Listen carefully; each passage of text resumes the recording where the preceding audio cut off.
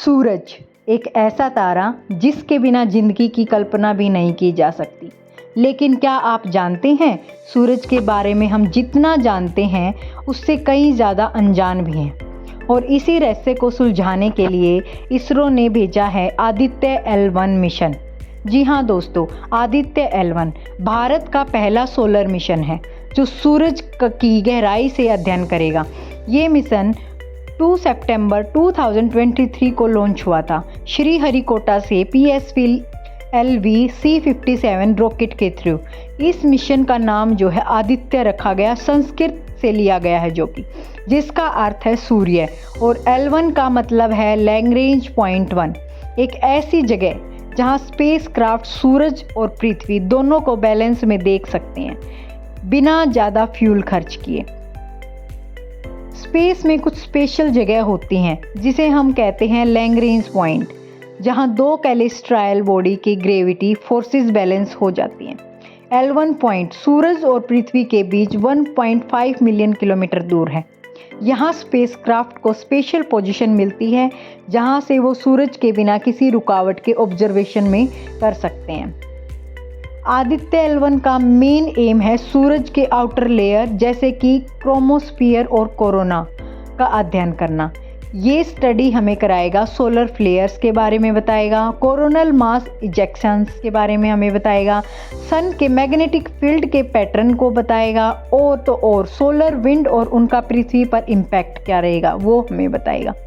ये data satellites और astronaut के लिए बहुत इम्पोर्टेंट है क्योंकि सूरज की हाई एनर्जी पार्टिकल्स कभी कभी कम्युनिकेशन सिस्टम और पावर ग्रिड्स को भी इफेक्ट करते हैं। आदित्य L1 के पास 7 एडवांस साइंटिफिक इंस्ट्रूमेंट्स हैं। फर्स्ट VLC यानी कि विजिबल एमिशन लाइन कोरोनाग्राफ, जो कि काम करता है सूरज के कोरोना का इमेज ले रहा होता है।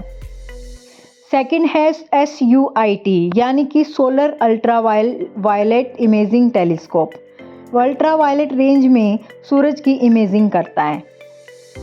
नेक्स्ट है ASPEX यानी कि सोलर वाइंड का एनालिसिस करता है। PAPA वो काम करता है पार्टिकल एनालाइजर जो आयंस को स्टडी करते हैं। फिर है हमारा SOLEX यानी कि solar low energy X ray spectrometer, and then high energy L1 orbit spectrometer.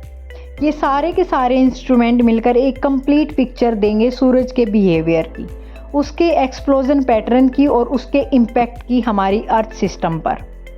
क्या आप जानते हैं एक सोलर फ्लेयर या CME अगर अर्थ की डायरेक्शन में आए तो वो GPS सिग्नल्स, सैटेलाइट्स, इंटरनेट्स और इवन एयरप्लेन के कम्युनिकेशन सिस्टम को डिसेबल कर सकते हैं।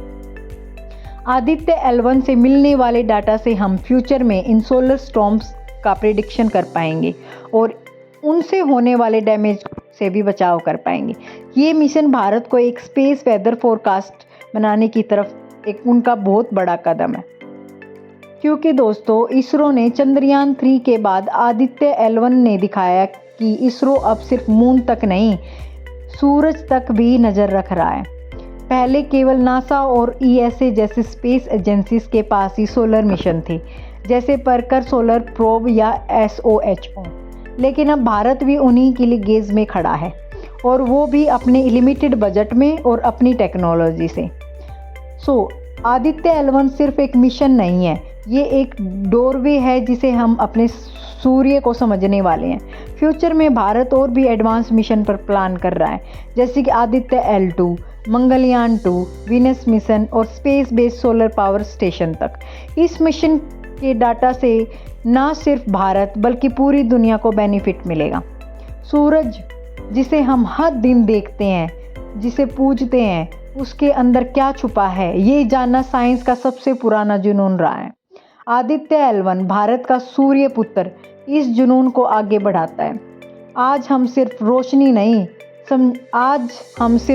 नहीं समझना चाहते, हम उस रोशनी के पीछे का राज भी समझना चाहते हैं, और ये संभव हो रहा है आपके और मेरे देश भारत के साइंटिस्ट की वजह से। अगर आपको लगता है कि इंडिया का स्पेस फ्यूचर ब्राइट है तो इस वीडियो को लाइक ज़रूर करें और अपने दोस्तों के साथ ज़रूर शेयर करें। सोचने वाली बात है, क्या ये सिर्फ एक साइंस ही है एक सवाल ये भी है, क्या आदित्य L1 सिर्फ एक साइंटिफिक मिशन है या इसमें कुछ डीपर लॉजिक भी है?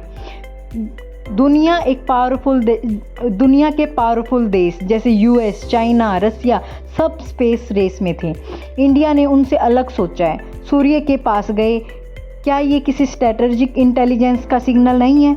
आज दुनिया एआई और क्वांटम पे रेस कर रही है, लेकिन इंडिया एक ऐसी एनर्जी सोर्स को समझना चाहती है जो हर सेकंड न्यूक्लियर एक्सप्लोजन जैसी एनर्जी थ्रो करता है, यानी कि सूर्य। फ्यूचर में हो सकता है कि सोलर वेदर कंट्रोल या स्पेस बेस्ड सोलर एनर्जी नए वेपन्स या टेक बन जाएं, और इंडिया उस गेम का पहला प्लेयर बन रहा है। आदित्य L1 में है विजिबल एमिशन लाइन कोरोनाग्राफ, यानी कि VELC। ये कोरोना का लाइव इमेज कैप्चर करता है। इसका हेड शील्ड डिज़ाइन इंडिया में ही हुआ है। इसने 4 ग्रेविटेशनल असिस्ट मैन्यूवर्स के बाद L1 तक जर्नी की।